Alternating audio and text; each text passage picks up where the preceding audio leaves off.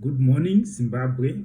My name is Sir Paulus Gerald Mills Vensai, representing Kutapa Media INC. Today we have brought sad news for the son of His Excellency Comrade Emerson Dambudzo Mnangagwa.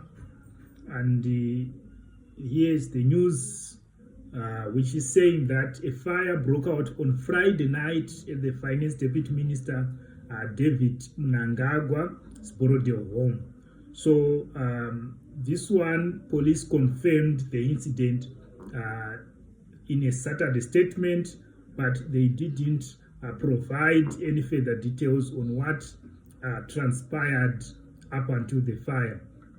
So now the Zimbabwe Republic Police confirms that investigations are currently underway in connection with a fire incident which occurred at the house of the Deputy Minister of Finance, Economic Development and Investment Promotion, who is Honorable Kuda David Mnangagwa, on 20th June 2024 at exactly 23:30 p.m. So this was said by the police spokesperson, Commissioner Paul Nyati.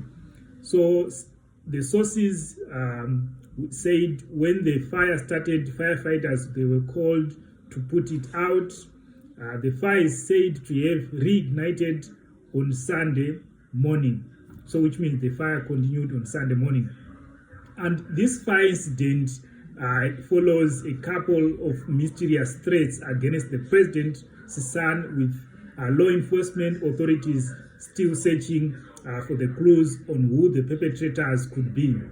So before the fire incident, we can see that there were two security breaches which happened on two separate days at the Mnangagwa's Borodale home. So on June 25, an intruder, whom police are dubbing the Ghost Raider, left 6 cartridges. 3 they were outside Mnangagwa's main bedroom door, and the 3 they were on the lawn outside the double-story property on Camel Road, which is guarded by the armed police officers. So now the first breach, which took place on June 23 at around 10 p.m. when Mnangagwa, who was watching television with his wife, called the police officers after hearing unusual noises coming from the ceiling. The officers surveyed the house and the perimeter but saw nothing suspicious.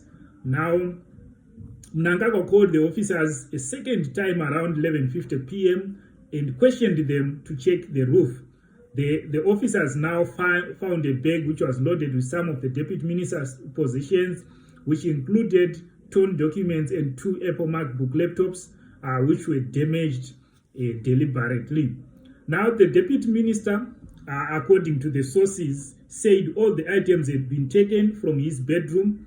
He also informed officers that his gun, a 9mm Beretta pistol with 15 live cartridges, was missing, together with USD 500 cash, which was in the bag. Now, in the kitchen, the intruder had retrieved a loaf of bread from the kitchen unit and he dumped it on the floor near the door. In one final bizarre act, the intruder went to the garage and cut the driver's headrest of Mnangagwa's parked Land Rover Defender. Now, the police swarmed the property on June 24, including a canine unit, but there was no trace of the suspect and no evidence of any forced entry.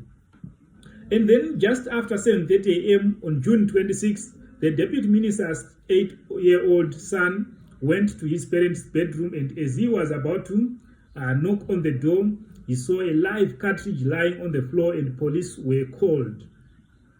Now the investigators managed to locate 3 cartridges within 2 meters of the door and a further 3 on the lawn outside the property. Now we can say President Mnangagwa is yet to make any public comment on the mysterious threats against his son, and the Zimbabwean leader has also been a target of similar mysterious attacks on his own life when he was still the deputy president. We still remember the one. So the most deadly was during his 2018 election campaign rally at White City Stadium in Bulawayo, after a bomb explosion missed him by inches, but went on to claim the lives of 2 security personnel and injuries to some of his aides. So basically, this is our story today. We leave it to you to digest. Please like, comment, and share our news so that they can reach more audience. Kutapa Media, reporting without fear, favor, and bias, signing out.